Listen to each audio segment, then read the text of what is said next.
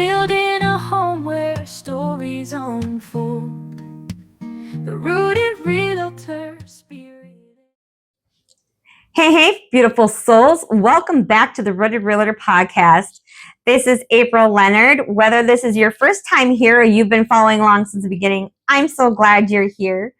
Last episode, we talked about how fear is normal and how research, rituals, and the right guidance can ground you through buying and selling your home. Today, we're diving into something that is often overlooked, but can change your entire buying and selling experience.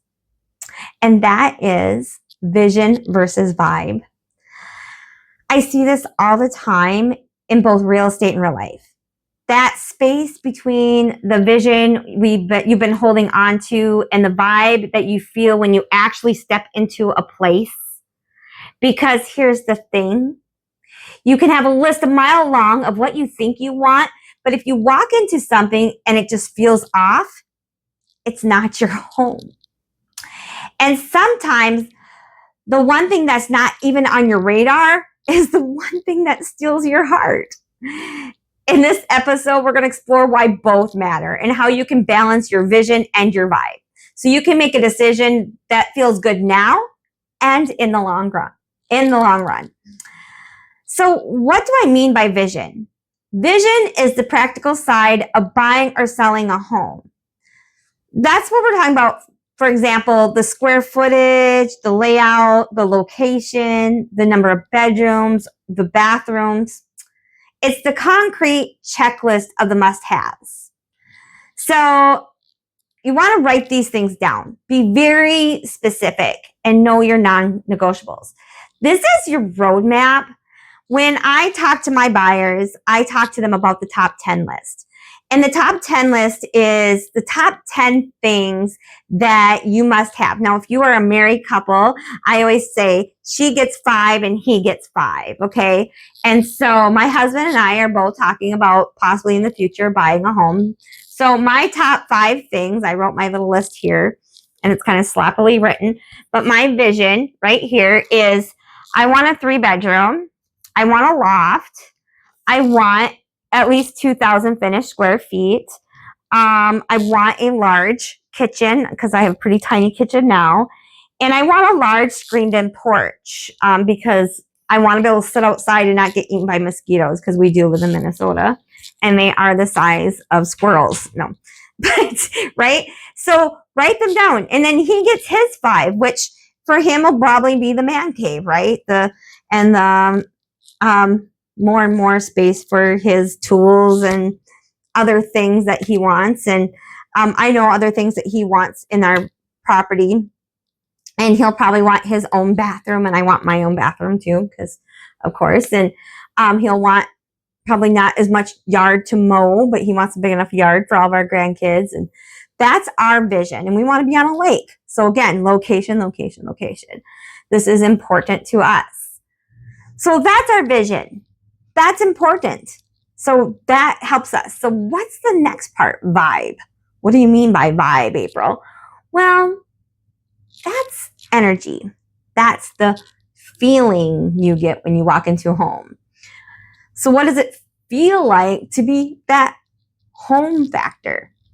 Well, I can't always measure that, right? I can't, like square feet, I can't measure that home factor feeling.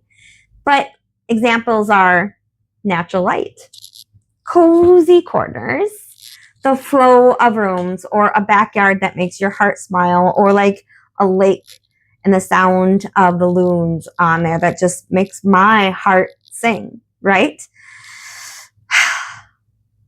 Those are the things that when you walk into your home, how do you feel? So I want to ask you a question. When you walk into your home today, how does it make you feel? Do you feel excited when you come home? Do you feel peaceful in your home? Does your home make you feel inspired? Or do you feel automatically drained? So when you're buying a new home, the danger of focusing on only one or the other can cause a big problem.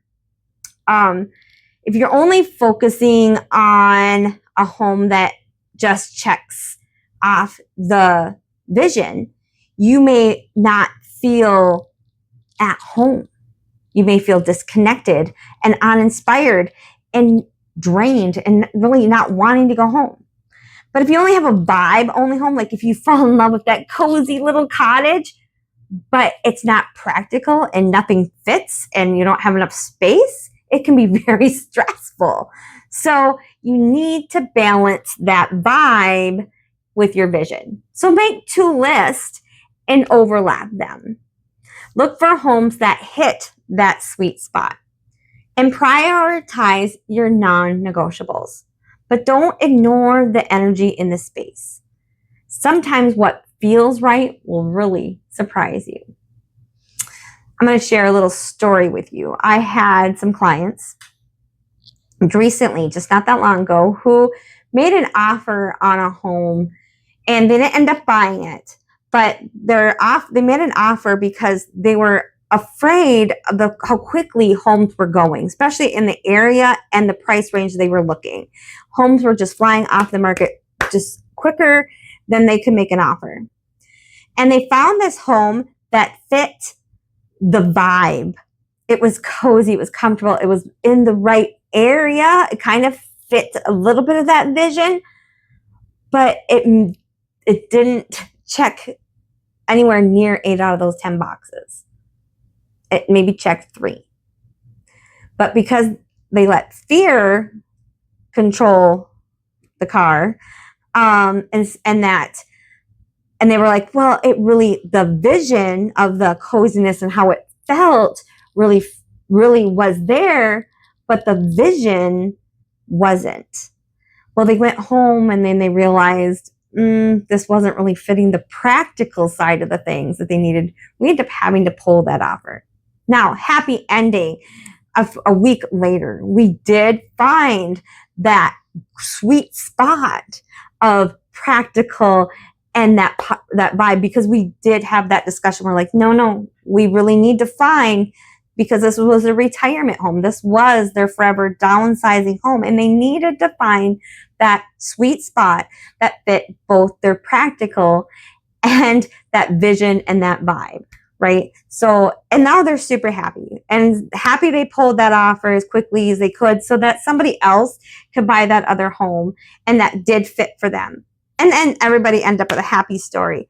But again, don't let fear drive the bus, because homes come up all the time. They do. There's enough people in this world that own a home that are eventually going to sell. Patience pays off, I promise.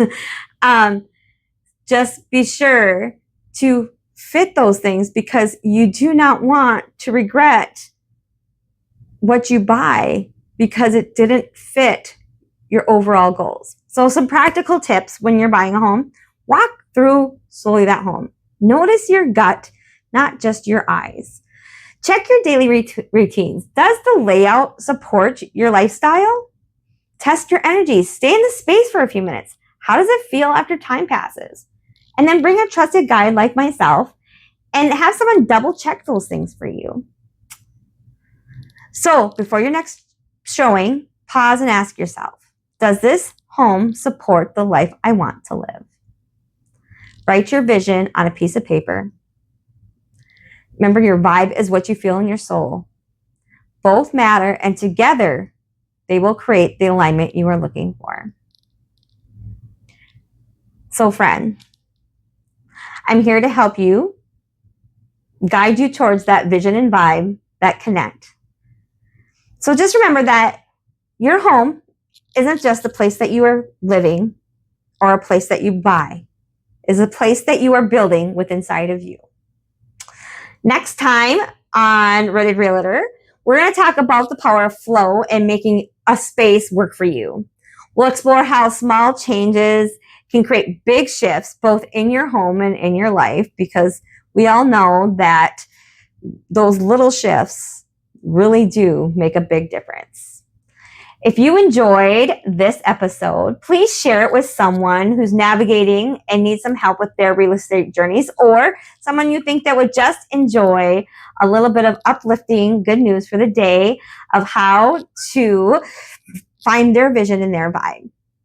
Until then, remember that you are seen, you are worthy, and you are loved. And I look forward to seeing you next time. Have a great day.